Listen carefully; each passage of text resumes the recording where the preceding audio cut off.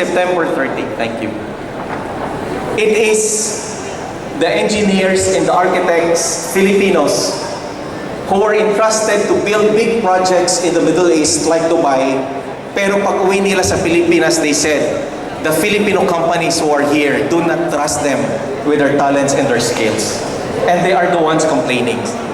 So this ourselves as a people, and we do not love our fellow Filipinos and our country.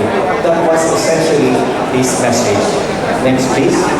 That was in 1987. Now, of the case, that there will be no other way of being able to decide the question unless by means of tackling the constitutionality of the provision or of the law.